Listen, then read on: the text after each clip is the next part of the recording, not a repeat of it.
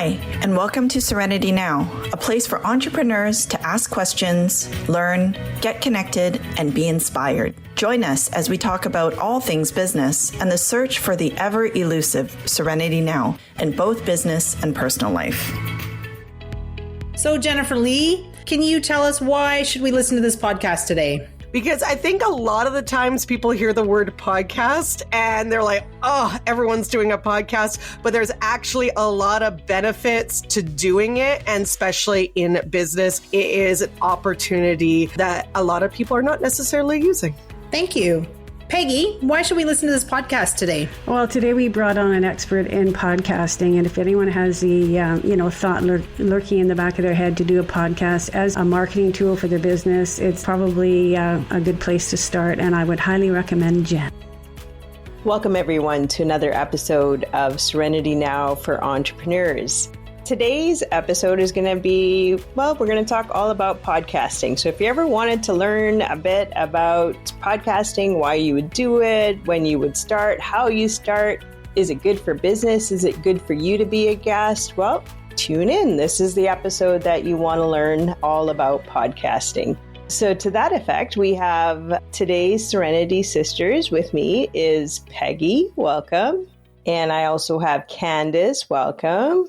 And then since we're talking all about podcasting, we had to bring in some sort of an expert. So we brought on our producer, and her name is Jennifer Lee. Welcome. Hi, I'm excited to be here being interviewed by you guys because I always get to hear all the lovely episodes that you do when I'm editing them. So it's fun to be here on the other side. Yes. And we just want to say thank you for all the hard work that you do behind the scenes that nobody knows about, but we are well aware of. So thank you, Jen.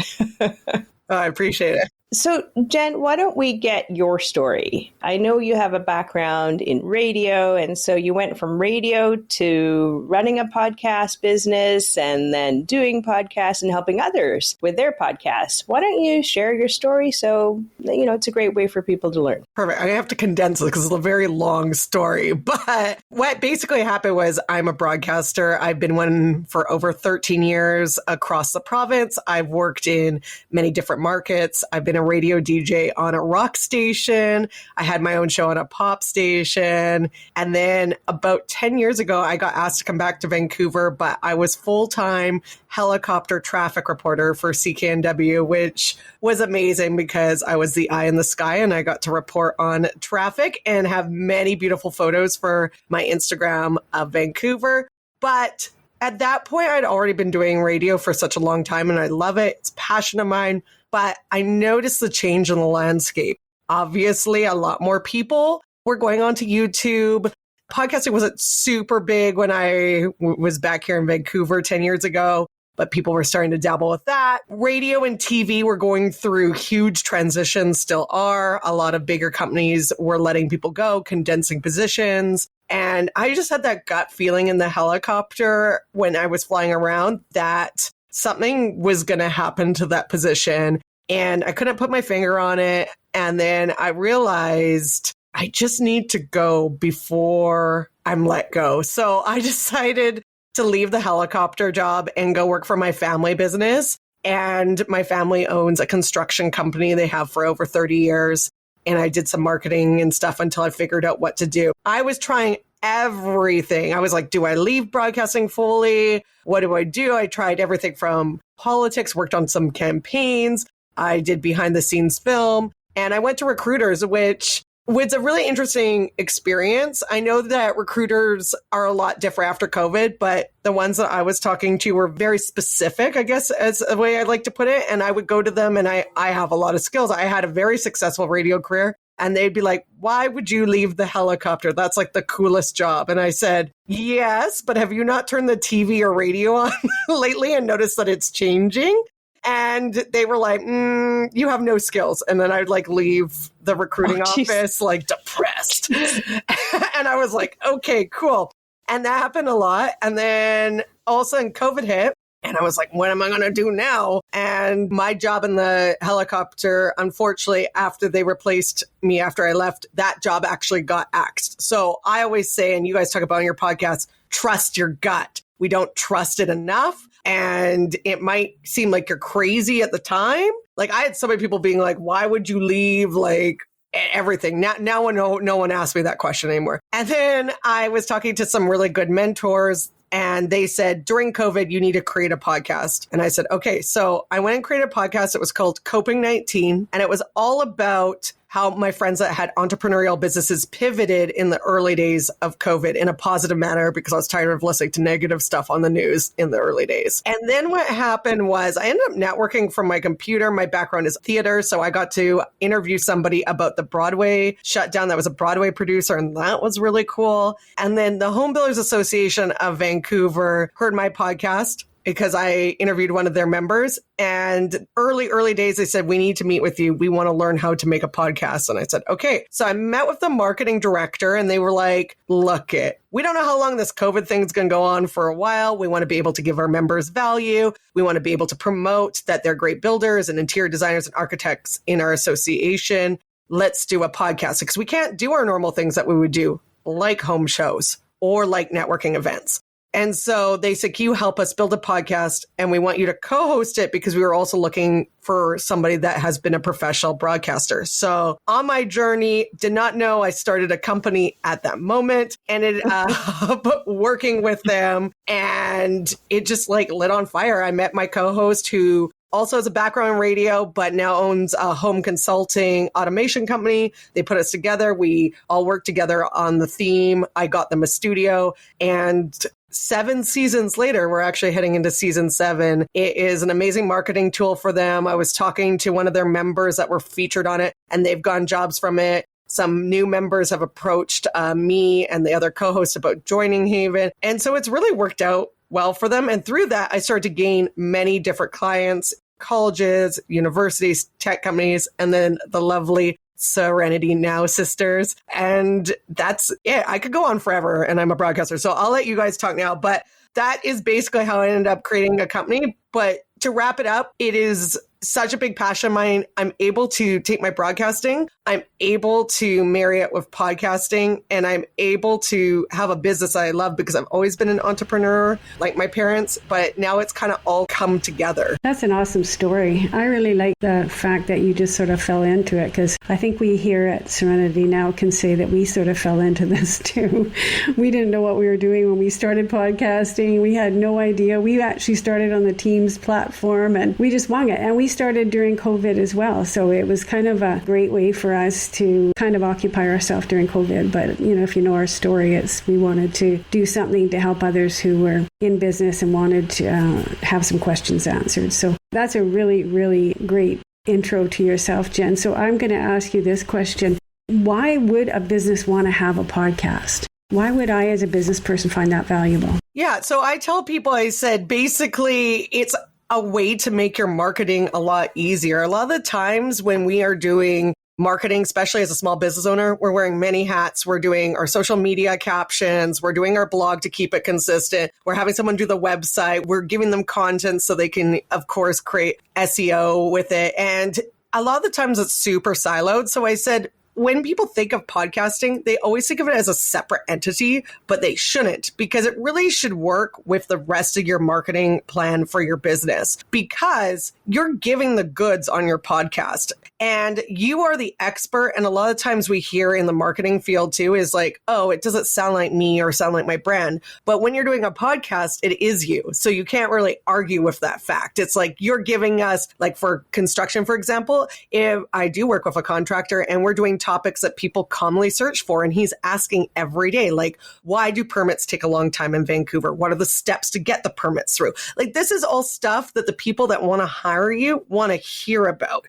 They want to look at beautiful pictures of homes too, but they want to know, can you get the job done?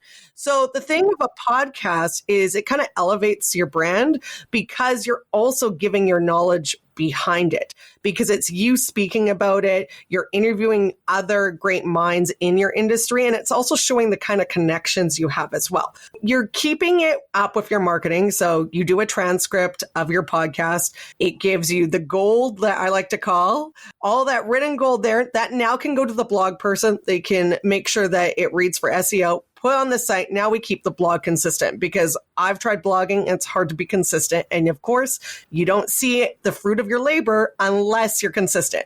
And then you've got the transcript that can now be broken into different parts of your social media. So you can tailor the transcript to your Twitter, or I guess it's called X now, to your Instagram, to whatever it may be. And then if you want to add another layer to it, if you don't have video components of your podcast, you can make an audiogram, which of course, like in the builder's case, we take a little beautiful photo that he does of the home, but now we add a moving bar to show people that's an audiogram. And 2, we've got a piece of gold for a minute of him explaining the permit process in Vancouver. Now he's much higher than his competitors because when someone's looking at the Instagram, they're seeing other people that have beautiful homes, but now his has a piece of advice tied to it. So I always say that it's important because you've got all this stuff coming out of podcasting that works for your marketing, that you're already doing it. Why not keep it as one cohesive thing? And not only that, you're also using it. I always call it's the new coffee, because a lot of the times the people that you're trying to build relationships with in your business might be too busy to meet with you. But I have found in a lot of people that I work with, it's like they want to be on the podcast because you're giving them extra value for their time, because then afterwards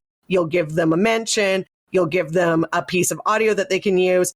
And a lot of the times people will say yes because they love to talk on a podcast. Now you can build that relationship deeper because you have that person with you for 20 minutes and they get to know you. They get to know that you're not creepy. They get to know that you're legit in your business and you're building a relationship with them over podcasting. You know, you kind of did a verbal hurl or purging of a lot of pieces to podcasting. So if I can try to summarize a little bit, so you can kind of become a thought leader. It's easy for you to get across your message because you get to just be you. So it's more authentic. It kind of, in a nutshell, sounds like it'll be saving you some time as a business owner because you're going to take the information and be able to share it across all the different platforms. And if you can't get a meeting with someone or if somebody wants to get to know you, it's easy for them to just click on something and get a feel for you right away. Does that sound? You summed it like I covered most of it? I'm a broadcaster. I'll keep just talking to you. So I'm glad that you were able to summarize that. You also kind of touched kind of like an audio newsletter. Yeah, you also touched on the idea about the benefit of being a guest on a podcast. Right? Yeah. You mentioned that it kind of, I'll let you explain it. You're better than me. No, I want to hear yours. No, you go, you go. This is your podcast, not my podcast. No, really. Why would I, as a business person, would it be beneficial for me to be guests on other podcasts? Because again, you're building relationships with those people that could be integral to your business down the road, and you're getting exposure in other areas. So like if you're on a podcast in whatever the realm it is that you're in, like if you're in one on grants and you're going through to other ones, again, you're building those relationships that you could utilize down the road, but it's also giving you exposure into their network because now you're an expert on their podcast and you don't know those potential people that are listening to you could be like, oh, I want to contact her. And it's the same thing, like I said, with the builders that have been on the Haven podcast. I was meeting with an interior designer the other day and she said, oh, I just booked my second job from the podcast. Again, it's giving exposure as you as a guest that you're an expert and it's opening you up to a new audience. I don't know how other people started their podcast, but I always enjoy Rita's story about how we started our podcast. And after you hear it, Jen, I don't know if you've heard it before. Maybe you could tell us, because you've connected with other people that have started a podcast, maybe you can let us know if that was kind of the way things kind of go, or if we just did it a completely unique way. Rita, can you share our story with her? Yeah, certainly. Our story started on the deck of one of the Serenity sisters, Peggy's house. And so it was during COVID. So a lot of stuff happened during COVID, even though apparently stuff wasn't supposed to be happening. We were outside. And Peggy had called us out. We were outside. Yeah, I said socially the deck. distanced. I said the deck. So we had to be pouring wine and cider and other good stuff. We were on the deck and there was some sort of an opening where we were able to, go say hi. And so Peggy just rustled the whole crew out and we were all, we had missed seeing everyone. So as what you were saying about the Home Builders Association, Jen, we weren't going to events. We didn't go to trade shows. We didn't go anywhere. And that was not the norm. And when you run a business and been in business for as long as we have, it's normal. If I didn't see you this week, I'll see you at next week's event. And so it was really weird for us to not not see each other. And Peggy basically said, I'm dying to see some people. I need to see some. And we're like, yeah, I think we feel the same way. Showed up on the deck, and next thing you know, we started catching up. And then one of the gals had a situation with their business. And then we just kind of all said, let's dissect this, because that's what we do as women, right? As well. And women in business, that's just kind of in a nutshell what we do every day for our clients. And so we said, you want to potentially consider giving away a piece of the business, but why would you do that? Why would you want to dilute it? Let's kind of resolve this and get to the bottom of the story and figure out how we could help you move it forward. And then the rest of us, we resolved that situation. And then the rest of us kind of said, well, how are you doing with your business? So we continued that till after midnight. And what we found is we had just purged a lot and had the opportunity to speak to other people in business that knew what they were doing. But sometimes you need that outside person to take a look and kind of see what maybe you're missing, because you're only seeing a problem, whereas they can see a whole different side of the story and provide some clues and understanding of what you're trying to say, but you're not saying. We then said, you know what, everybody kind of probably needs something like this, a chance to be able to, listen or have your story heard with different experts. Might not be able to, figure out how you could pay for it. So it might be hard. So next thing you know, I said, I know, let's write a story. Let's write a book about some of the experiences we've shared with our clients, with each other. And then what did you guys say to me? Well, I think we didn't say a lot, Rita, because I think every time we bugged everybody for the book to be written, we got lots of hedging and putting off. Nobody really wanted to spend the time to write a book. It's hard. We got together a few times to talk about it. And every time we got together, it's like, oh man, we should have wrote that down. And then I don't know who came up with the big idea, but why don't we record it? I said, I see. It was so much crap on TV. It doesn't matter what the sounds like. It doesn't matter what it looks like anymore, because during COVID, you were seeing, freezing screens on TV and people on mute and everything else. And I thought, if they can do it, then we can do it. So we just went on Teams and we decided to start a podcast. And that's what we did. And I remember, going to the office, and I'm about to close my door, and I turned around to the family. I go, quiet, we're going to be recording a podcast. And they're like, what are you talking about? Like, come on. What do you mean you're recording a podcast? What? And so that's literally how we all started. And so we didn't have a clue. And like Peggy said, we started on Teams. That was a platform. And then we just started talking about hot topics. We talked to different entrepreneurs. We talked to different resources, and then put it out there and said, here you go. And that's the podcast beginnings. I just wish I met you guys when I was trying to figure out my life during COVID, because I feel like you would have been very helpful. You should have been on the deck. There was lots of good conversation, but I might add there was lots of wine and cider. We needed you there too, Jen, at the very beginning, but I'm happy we finally found each other. I think it was Steph that connected everyone, right? I think so.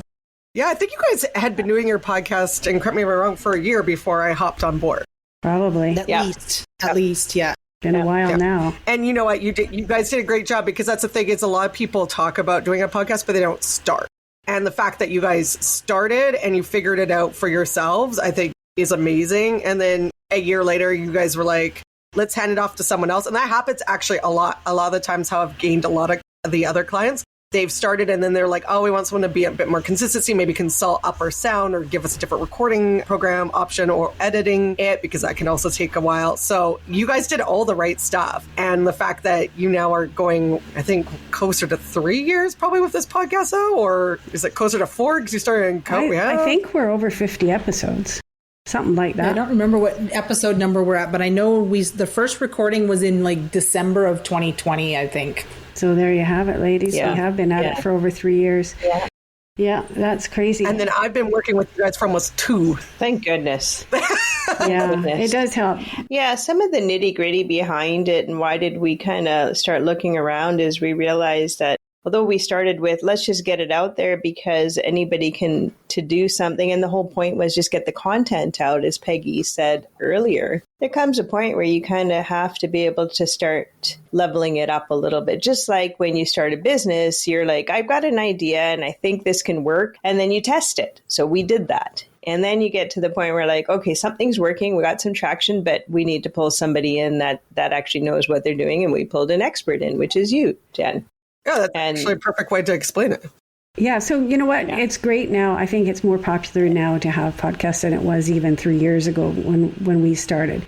And there's resources like yourself out there, Jen, to help everyone hold their hand and get us through on the technology side and get us through to actually producing a good product.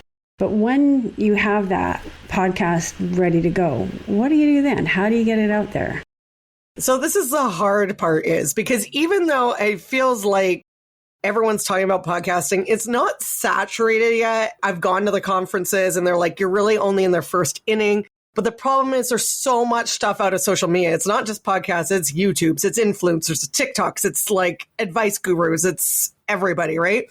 And the thing with podcasting is if you don't let people know about it, like anything, people aren't going to know about it. So it's really difficult because, especially with putting them out on social media, even if you do one post a day, somebody might be like, oh, I still don't know you have a podcast because they're not necessarily seeing that post. So there's a lot of things that are coming to play now, like paid advertisement, and some of them are still attainable. Like there is this company out in New York and they're called Headliner, and they have a plan where you can get little commercials essentially of your podcast. They'll do like a little clip of them. And when they play them is they have a free version of their audiogram program. And so the audiogram, again, is a little photo moving bar. And so when they use any of their services, these little ads play.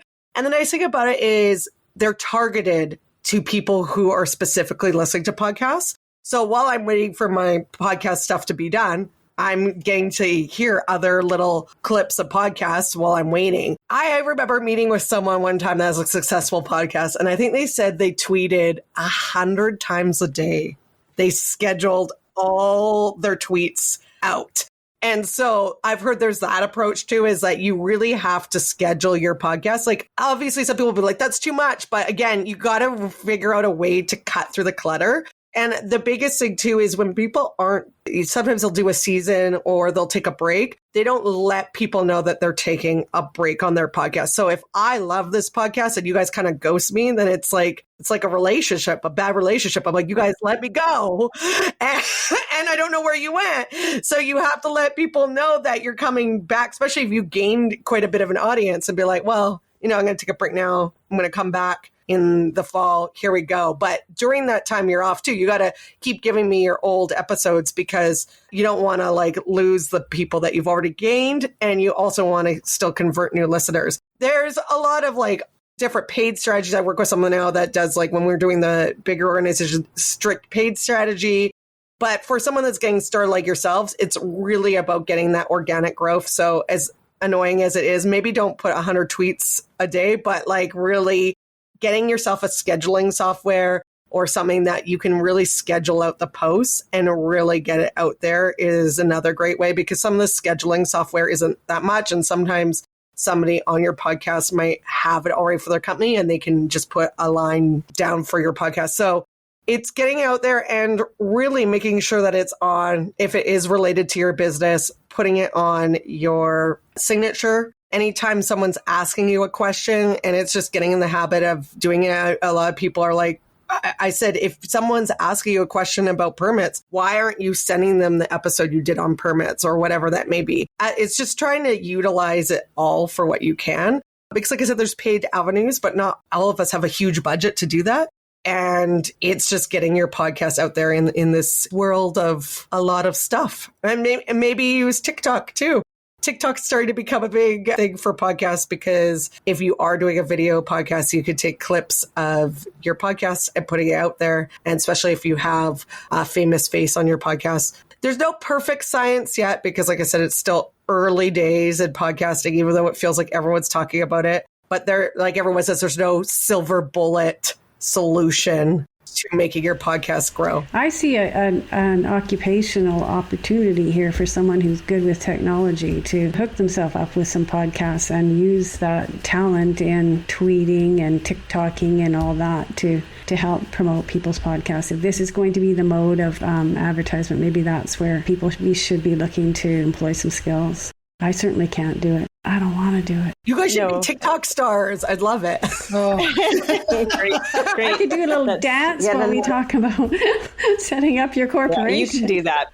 Candace and I will just be chatting, so you can dance. Well, I wanted to, come out from a little bit of a different angle in terms of, so I, work in finance, and we're always looking at growing businesses. And if you're going to be spending money in a business, then, your investor or the bank or, is going to be looking at you going, well, why are you putting money into a podcast? So I thought if we could give out some actual stats, that might help, because there are some people that love stats, right? So, or research or understanding. And so some of the stuff that I've kind of been coming across, which, because I never thought of podcasting as, a means to market or a means to be, sharing information. In fact, I said no to Peggy straight up. In fact, I said it several times until they all wore me down and we said, okay. But by 2024, which is now, we're going to exceed 3.2 billion in podcast revenues. And then close to 4 billion by 2025. I don't know about you guys, but did you guys ever listen to podcasts before we started? Or have you started since we started? Or do you listen to podcasts regularly? I think I started more frequently once we started. My sister was always talking about podcasts. And then once we started, I actually picked hers up and the ones that she suggested and listened to them. So I'm with you, Candace. And I think, Peggy, you didn't even listen to our podcast. I'm sorry. I'm ADHD. I need to read to stay focused. So, but you did finally start listening. Actually, you should tell the listeners. I did. Okay, I listened. Finally. Okay, and then I was so enthusiastic. I came back to the group and I'm like, we are really good, you guys. She was so surprised with the podcast after almost 3 years of not listening, which is sad, but great, for the result of it. But it was interesting. I was like Candace. I never really picked it up. And so now I'm always trying to learn as I go, if I'm driving, if I'm walking, if I'm out, on the farm. I think that kind of ties into a different stat, which is basically a lot of business owners are actually listening. That's what's happening. We're finding over 65% business owners are actually listening to podcasts. So if you wanted to say hi to other business owners, this makes a lot more sense now than perhaps it might have done earlier. The people that are listening, they're actually really seriously contemplating the products or services that you're talking about, because you're having a really engaged, authentic conversation versus watching. I mean, what happens when you're watching TV and you see an advertisement? What do you guys do? Flick it up and do the laundry. Mute it. Correct. Whereas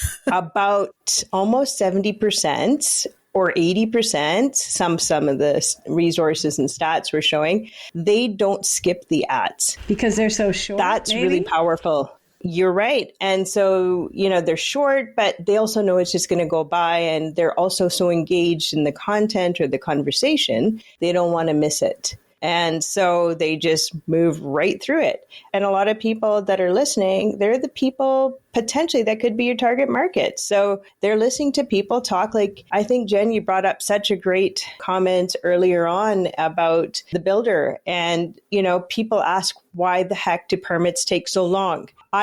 Give me the link for that, because we're dealing with a situation right now.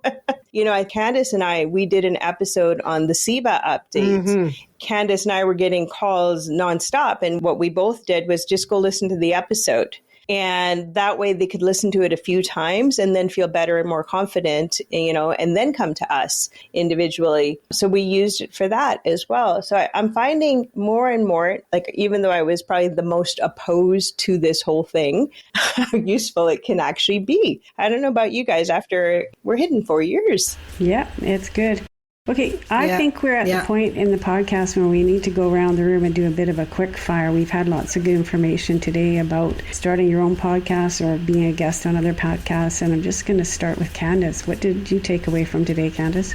I was actually really interested in the stats that Rita had to share. I haven't had the time to look into stats, so that was really interesting. I didn't realize that we were on the front wave of podcasting. I thought this was like the norm, but so that's really interesting to me. Well, I was actually, quite surprised with the stats as well, because Candace and I, we usually typically dig deeper into things to understand things better. And so that helped me solidify, why are we doing this? Who's listening? The guests that are coming on, why would they want to come on? It helped me understand that a lot better. And I also realized it was true what Jen said earlier too. when we left and we kind of just did a no-show for a little bit, I got emails. People are saying, what are you guys doing? What's going on? And I go, well, you never told me you were listening. How would I know that you guys were missing us? And one person told me he binged 5 episodes because he missed hearing me. And I'm like, why didn't you just pick up the phone and call? And like, I didn't know I could do that. And like, okay. So I'm actually just completely and thoroughly fascinated by this podcast stuff because it's so outside of my realm of expertise and what I do on a day-to-day basis. Well, I love stats. I actually pulled up more stats because I have them all on my, in my work stuff because it's what I tell everyone. Going back to just a few things that Rita touched upon, another reason that podcasts are more powerful right now for your business is because 80% of listeners listen to all or most of every podcast episode they start, which is huge because I probably have so many dead Netflix shows that I haven't even gotten over a minute. So the fact that 80% of listeners listen to almost every of the episode, and even with your guys's too, I've noticed that in any of the clients, it's like people just keep listening. And it kind of goes with this stat too, which is 74% of people listen to learn new things. Again, that's why they want those quick answers to their problems. And that's why podcasting is effective. And going back to, one more stat, going back to the whole commercial thing, I think the reason why people listen to more commercials in podcasts is because majority of them are also host-read ads. So they're people like yourself reading about the products. So it's that integrity piece because 72% of listeners say they visited an advertiser's website after hearing a host-read sponsorship. So there you go. That's my pieces of wisdom for you guys today.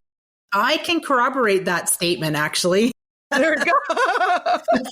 Have you done it? I think it's true because the reason why we were listening in already is for some reason we started to trust this person and we found them credible. And so it makes sense that you would then probably connect us to other credible people. Yeah, I mean, we always say ask somebody for a referral, and this is essentially what we would be doing as a host if we were going to endorse another person or product. We're basically giving a referral. I like the whole concept that there's an intimate connection to the podcasters because what you don't get in any pre-written, acted out commercial is to understand who you're dealing with. And I think people want to hear the authenticity. I think they want to hear whether they actually even like this person and like what they have to say. And podcasting does give an opportunity to expose yourself and to be a little bit vulnerable and to be candid and all those things that you don't usually see in business. So I think it's opening a great door for good people to put out their word about their product or their service. So thank you for coming on, Jen.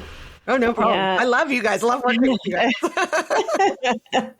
Well, I guess we're pretty much at the wrap now. So on behalf of our Serenity sisters, Peggy, Candace, and myself, Rita Kim, we want to say thank you to our guest and producer, Jennifer Lee, and to you, our wonderful listeners, for tuning in to another episode of Serenity Now. And as always, we hope that you enjoyed this episode and perhaps it brought you some of the ever elusive Serenity Now. Thank you. We hope you enjoyed this episode and picked up some good tips and best practices that would benefit your entrepreneurial journey. Remember, none of the content in this podcast should be relied upon as standard legal or business advice. Always consult a professional for your specific business. You may know someone who could benefit from this podcast. Please share it with your business community, and perhaps it can give an entrepreneur you know some serenity now.